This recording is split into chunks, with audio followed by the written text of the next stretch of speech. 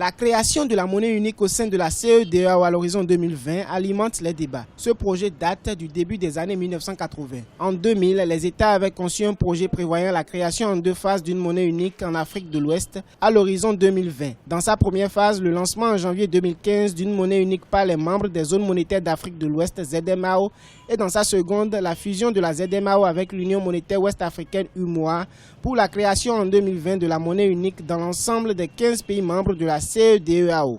L'étape intermédiaire de janvier 2015 avec la monnaie de la ZMAO a été abandonnée suite à 3 reports successifs. Pour de nombreux observateurs, le processus devant aboutir à la monnaie unique au sein de l'espace CEDEAO fait face à des obstacles à quelques années de la date butoir. Est-ce que nos dirigeants sont allés d'abord réclamer leur indépendance monétaire à Paris? Est-ce que la BCEAO, qui gère la zone CFA, c'est-à-dire l'Afrique de l'Ouest, est-ce que cette BCEAO-là a quitté le giron donc, du Trésor français? Il faudrait d'abord que ces 8 pays de l'Afrique occidentale, plus les 6 autres de l'Afrique centrale, disent non d'abord au CFA. Il faut d'abord casser ce qui est existant avant de reconstruire.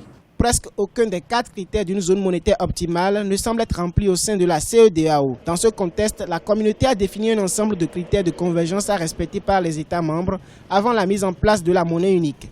Toutes les fois qu'un chef d'État s'est lancé contre cette monnaie, il a soit été assassiné, soit été rendu impopulaire, soit il est emprisonné à la CPI. Alors qu'est-ce qu'il faut faire? C'est parce que les différentes populations n'ont pas été sensibilisées, ne maîtrisent pas le contexte, qu'ils soutiennent la pression des Occidentaux. Aujourd'hui, nous allons d'abord sensibiliser les populations pour qu'ils comprennent l'enjeu. En 2015, le président tchadien Idriss Déby avait relancé le débat sur la création de la monnaie unique en proposant un abandon collectif du franc CFA. De nombreux observateurs estiment que les Africains doivent soutenir la vision du président tchadien pour gagner l'indépendance monétaire et économique de l'Afrique.